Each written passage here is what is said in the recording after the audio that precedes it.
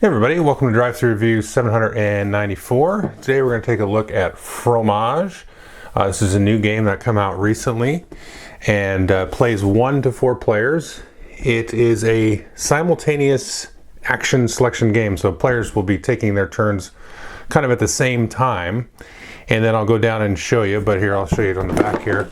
There you can see that circular board there in the middle of the box, and you're rotating the board. So I have a little quadrant or wedge in front of me, take my actions, and then we're going to rotate the board, and the one that was in front of you is now in front of me, the one that was in front of me is now in front of Billy, and so on.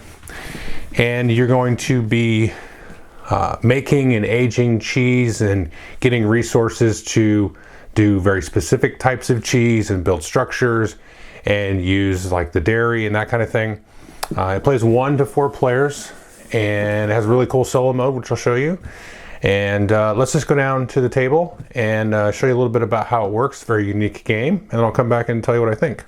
Okay, here I've got the game set up, and you can see that board that I was talking about with the 4 different quadrants or wedges. Now these are puzzle pieces, so I'm not going to mess up my board right now, but you can actually take these out. You can see a little bit there, right? And then, arrange them in random different orders. And then there's also this piece here, and this is for gathering different types of resources. So you can get pieces to build structures, different types of fruit, cows or livestock, and then these are kind of like order cards, or consider them like contract cards. So you can sort of arrange this in a little bit of a randomized fashion. So, this quadrant isn't always next to that quadrant and so on. And what players will be doing is they will be taking their workers. They have 3 types of workers. So let's say I'm the blue player here. So I've got my yellow cheese there, and then I've got my blue cheese, and then I have my white cheese. So each player has the 3 different cheeses. You can see over here we've got the red player there with their 3 different types of cheeses. And on your turn, you're going to place these workers out. So if we zoom in here, this is kind of like the end of a solo game I just played the other night. And we'll take some of these off of here. And so I have different cheese markers in my color. In this case, I'm the blue player. You can see there's little red or orange ones out there. I guess that's more orange than red. And so if I want to make, let's say, this white cheese or this yellow cheese, I'm going to put this out there. And when I do that, I'm going to put a little marker there. Now you can see the orientation of which way this character is pointing is going to tell us how long it takes to age that particular cheese. Okay, and if we zoom out here, you can see there's 4 different mini games. So as the board rotates, I'll do my actions here. This will rotate. Now you can see this is now going to be facing away from me. But as soon as it rotates, where it's going to be pointed back to me, then I will get that worker back. So I'm going to lose this worker for 3 turns. Whereas if I did this one here, you can see this yellow spot there.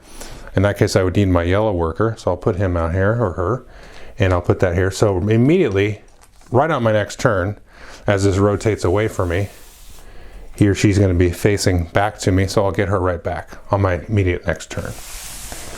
And so what you're trying to do here is pick and choose, in a sense, which of these mini games you're going to try to do the best at, because you're not going to be able to do the best at all 4. And then in the process of that, you're going to score varying different amounts of points in each of these areas, as well as take into consideration what's kind of going on your player board. So let's take a quick look at your player board. You basically have 4 types of resources here. You've got structures, and you can gather these structure tokens here, which you just store off to the side. So if I wanted to mark the kitchen as being built, at any time in my turn, I can take and move these over, and then now I've constructed the kitchen. Now you can also see some of these are tiles. So after probably your first game, there's a whole giant stack of these different tiles that you can draft and then choose to sort of overlay any of the pre-printed little structures on there. So in this case, I did the annex. So you can build these at any point during your turn if you've got the structures to it. And these are just different special abilities, and these are really the heart of what will keep the game replayable. So that you got that here. Then you also have here livestock, which you can gather. And then at any point you can pay, zoom in a little bit there, this amount. So I could pay 2 livestock, and then on my turn, on whichever wedge, like for example here, this is currently facing me, I could then build one particular type of cheese. So a blue cheese sort of facing that direction. And you can do that without a worker. Or if I spent 3 here, I could spend and then build a yellow cheese. And you can see the direction is also has to do with kind of the length of aging, because there's always a little background here. So we've got a bronze background, a silver background, and a gold background. So in theory, the longer the cheese ages, the better it is. So this is kind of a gold star, silver star, and bronze star. But it's going to take longer. So this worker, you could see if I was placing a worker in this case, I'd get it back. But in this case, you can do it if you use the dairy without spending a worker. You can just have collected these livestock over the course of the turn, and so possibly double up on putting 2 cheeses out on a single turn. Because to keep in mind here, the game will end immediately as soon as someone runs out of their cheese tokens. Once that round happens, at that round, then that will be the end of the game. And remember, as I said in the beginning, all the players will be doing this simultaneously. So you always, well, not always, sometimes you can skip this, but you always be putting a worker out here on the wedge, and then possibly putting one up here to collect resources as well, which I'll show you in a minute. So every turn, basically, somebody's going to be getting rid of at least 1 cheese, more than likely. But you got to watch out for people using this dairy section to put out different cheeses. And this one, it costs 5 livestock, but you can basically put out any cheese that you want there in that case.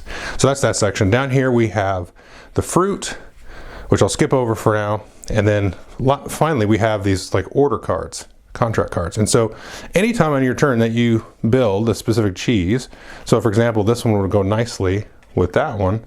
If I built a silver aged yellow cheese, then I can take and move that over from the left hand side of my board over here and put that in my score pile. And then you can see you're going to score points down here at the end of the game based on how many of these order cards you've fulfilled. So that's another thing to watch out for. Now the last thing to talk about here are these 2 types of fruits. So if I scooch down here, you can see as you collect these fruits during the game, they're kind of like a generic fruit. But depending on the type of cheese that you build, you may need to move one of these over there to be either a fruited cheese or with a jam. And that's going to be dependent on what you're trying to do. So to build one of these types of cheeses, you need to have one over here in the available part, and then you're going to look on the board. So let's take an example. So here's an example of a fruited cheese. Of course it needs to be white, so I put that out there. But to be able to put my little worker here, I would need an available fruit to score. So I'd put that out like so. Now to build that, I'd need an available fruit here, and then move it over here to the fruited spot, and then this will score. Now to build a jam, then I'll need to place a worker out here in case of a blue one, and then I would move that over to the jam space. And now instead of putting it here in the fruited cheese, I put it over in the jam. The way that these scores, you multiply the number of fruited cheeses by the jam. So in this case, 2 times 3 would be 6, and so I get that point. So you kind of want to do at least 2 in one of these, and then maybe a bunch in the others. Because if you just had 1, it would just be 3 points. That right in there doubles the amount of points. Or if you had 0 in here, obviously this would give you 0 points. So you want to kind of balance that out, get you some bonus points there. And it is worth noting while we're looking at the board here that any kind of leftover resources that you have over here, for every 5 of those, you'll get an additional point at the end of the game. And some of these structures can also be end game points. I chose to cover up that particular one in this case, but that's possible. Now the bulk of your points are going to come from scoring these different wedges out here, also from scoring a good amount of contracts if you choose to go that route as well. Now this one is kind of like a little area majority game in here, so we'll just put some cheeses out here for fun. And what you're going to do is these little markers are going to be put out here randomly on these little spots, and these are going to tell you how much these different areas are worth, because if we look down here, you can see at the bottom, areas with this token are worth 3 points, these are worth 4 and 5. So if we look at an example here, let's take a look at this area right here. So this one, in this case, is a 5-point token. Now, the blue player has actually 2 little wedges in here, because this one straddles both of these areas, and this one is in this. So they've got 2 to the 1 here from the orange one, which straddles all 3 of those zones. So you're going to evaluate all those different zones. If there's a tie, then everybody's just going to score 3 points for that. Then you're just going to total up those points there. Now, the one thing I kind of glossed over here is when you go to do the resources, you can put this one of your workers here, and this will give you the amount of that resource. So in this case, I'll get 3 cards, or 2 cards, or 1 card. And whenever you do the 1, obviously, you're going to get the worker right back. Whereas if you do the 3 option on this resource gathering, it's going to take you 3 turns to get it back. Now the next wedge here is kind of interesting. It's sort of like building a bunch of orthogonal, kind of like longest road type of things. And some of these are pre-printed and can be used by any player. So if we take a look here, the blue player's got 1, 2, 3, 4, 5. They'll take a look over here at the scoring. 5 gets you 9 points. And the orange one doesn't really have any. They got a 1, 2, and then a 1, which isn't going to score them anything, so they get just 2 points for that. So you're trying to build at least probably just one long contiguous road, so to speak, through here to score points, but you can do multiple as well. And then in this one, this particular case is where you get the structures. The next wedge here is also interesting, like so. This one's it's sort of tricky. It's actually trickier to explain, I think, than to play. But you see these different table settings here. And what you want to do is have at least one table setting, if you can help it, where you have both of your wedges of your color. And so for each table that you have sort of dominated, we'll look over here, the wedges are going to score a different amount of points. So if you don't have any table settings where both of yours are in play, then any of yours that are on a bronze plate, we're going to see the different colored plates here, are going to score 0 points, so worthless. Even if you don't have a setting, even silver and gold will be worth some points. But you can see in this particular one, the blue player has at 3 different settings. So the bronze, silver, and gold plates are going to be worth more. So if we go down here, so if you've got at least 3, bronzes are worth 3, 6, and then 9 for gold. Finally, we have this kind of like storefront, the fromagerie. And when you place a wedge here, you get an instant kind of ability with the left-hand side one. So if I put a wedge here, I get 2 different resources. So I can get like a cow and a berry or something, or a structure and a card. If I go here, I get just 1 resource. If I go here, I can discard a resource to get any other resource. And if I put tokens out here, I get 3, 2, or 1 points at the end of the game for each token. But to score points at the end of the game, with this little multiplier here, you want to be on different shelves. So if you're on all 6 shelves, you'll get 20 points at the end of the game. So sometimes it might behoove you in the middle of the game to, you have a particular action that you want to take because maybe you need particular resources, badly, or maybe you just want to be in a different place than you've already been, so you can kind of add into that logarithmic multiplier thing there. So like I said, each player is just going to play until one player is out of their little cheese wedges, and then you're going to total up all the scores from the wedges, maybe from any of your specialty buildings, your contracts, and so on. And that's kind of the gist of the game. Okay, that was Fromage. Let's just jump into my 3 pillars of review. What's playtime say? This says 40 minutes. That sounds about right. I think because of the simultaneous play, it's not really going to take too much different amount of time with 1 to 4 players. Sometimes you can get a turn where somebody's kind of thinking about things for a little bit, but that's not going to be every turn, because sometimes, the options that are ideal usually present themselves pretty immediately, especially once you get to know the game. But also what workers you have available to you can also limit what you can do, because if you've spent some of the workers that age 2 or 3 turns, and you've got 1 worker or maybe even 0 workers in front of you, then your options are going to be limited for that turn. So your turn is going to go quick, and it's going to kind of all shake out evenly over the course of the game.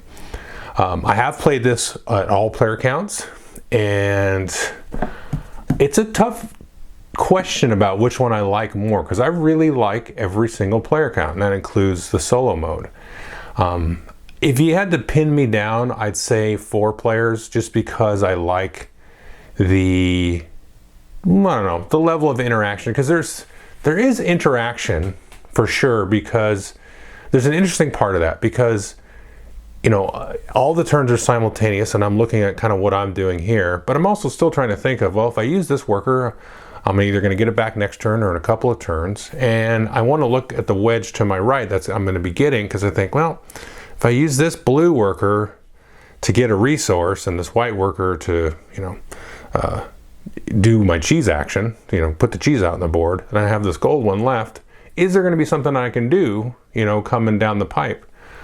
And if the other player's still taking their turn, you could kind of like look and see, do they have their yellow worker even? Are they going to take over a yellow spot? And my groups discussed this happening where you could like, oh, well, you can get kind of like a reverse domino effect where everybody's kind of stuck watching the others, but actually has never happened in a game. Like, it's never come up. I think that was kind of an initial like instinct that people had, where it was going to be like, oh, well, you've got to be able to block it off so nobody can see. But that's actually never been a problem, not even one time. And I think it could be a problem in a 4-player game, not in a 2-player game, because it's just you're on opposite sides and it's too many turns ahead to be worried about. But honestly, I've never seen it in a 4-player game where it's a problem. But I like 4 players the most because there's a little bit more interesting, because not only can you maybe block out the main cheese action spot, but the resource spot.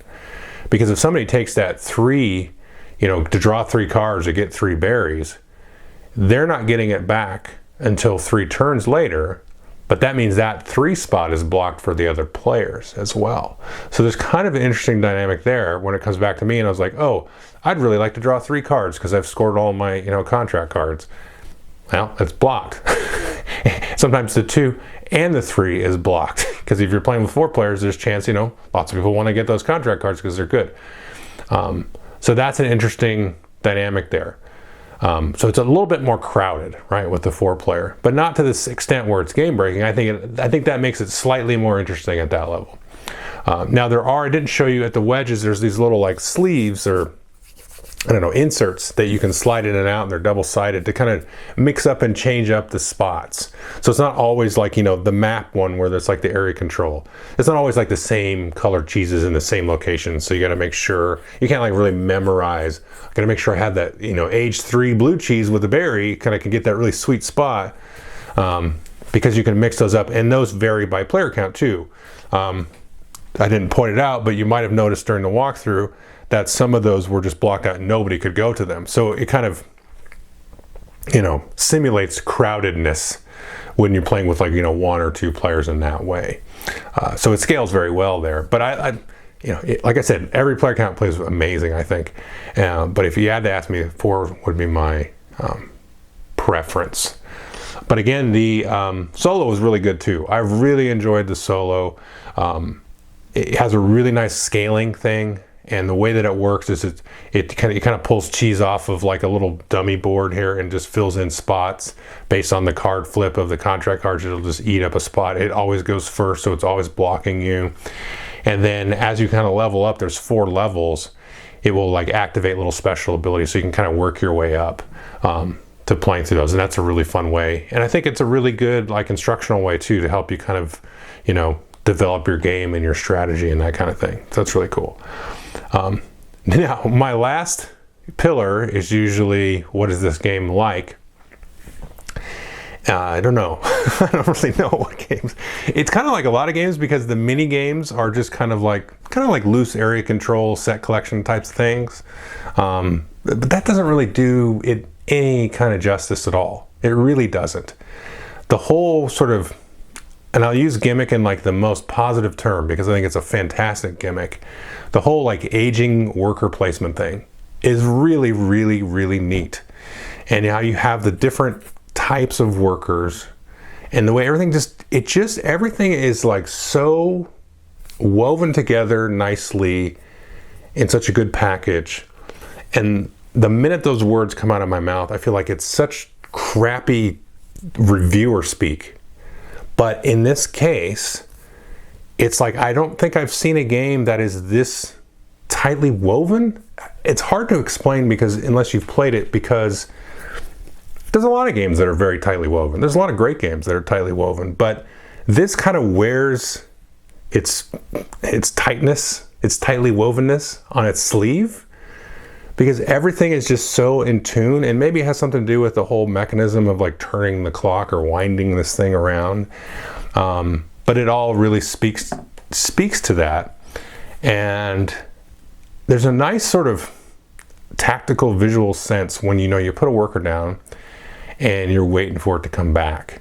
And I think that's one of the pieces that keeps you sort of distracted enough that you won't like technically like cheat and like look at what other people are doing before you do what you're going to do.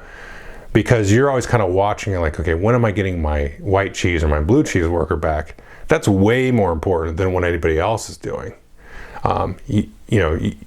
You want to be smart about where you're placing things. So the interaction, this is the other part, that's what's weird, is the interaction is sort of like, it's direct, but it's done in an indirect way. Because when I'm like putting pieces on the area map of France, or the one where you want to build the orthogonal lines, I'm looking at that and I'm going, what's the smartest play here based on the workers that I have, and also what I can hope to make further connections on in the future. And so you have to really try to figure out what's the best spot that's going to give me the most options later. But then you're also making a decision, a larger decision, sort of higher up the chain, of like, which one of these wedges do I really want to go after? Because you cannot do well at all of them. Because you can score a whole ton of points in some of these wedges. Like you can get 40 points out of a wedge. And then meanwhile, you might get 6 out of another. But the other player, or one of the other players, might get 40 points out of that wedge, and they might get, 10 out of this other one or something. So trying to figure out the best, most efficient use of your workers and where you're kind of going with the cheese, whether you're going to the market, you're going, traveling around the country, you're going to this fancy bistro and you're like trying to set the table. Somehow this is all thematic. That's a really fun kind of balancing act. And that whole thing is really cool. And I would say, if you didn't have the drafting of the tiles, that would probably get you, even as it stands, like a good 6-7 plays out of it. Then after a while it would get old. But they added in the drafting of the structure tiles. And that is where the game really just, to me, takes off. I think this is one of these all-timers to me. I don't know. I'm really blown away by this game. I recently did a podcast where I talked about my end of the year best of list, which I'm not doing right now because I haven't really been playing a whole ton of games the last couple of months of the year. And right now I had Jest of Robin Hood at the top. But I'll just say this now. This is the one I think would compete for top. And I noticed the other day, Marco Arnaudo, a video reviewer who's been doing it even longer than I have, he put it at the top of his list. And, he's traditionally, I know his tastes have kind of changed over the years, but he's traditionally like a war gamer, like an old, World War II, whatever, traditional war game type of guy. And this was the top of his list. And I'm like, yeah, see, that's how good this game is. And I saw on the top, near the top of some other lists as well. But to me, again, circling back, the structures that you can draft, that gives you like a Dominion-esque vibe to it, where you're like, oh, okay, I've got this little combo. Now I'm going to try to set up a little engine with these structures and build them and try to run that, and try to build my play around those structures that I've drafted. It's very interesting because most of the time you end up with 4 structures, because you draw 4, take one, pass it, take the next one, pass, and you end up with some that you want. And then you have to make a decision at the beginning of the game to overlay the existing structures printed on your board. And so you're like, okay, I'm going to get these done. But you're not going to build all 4 structures, I don't think. I don't recall a game where somebody has built all 4.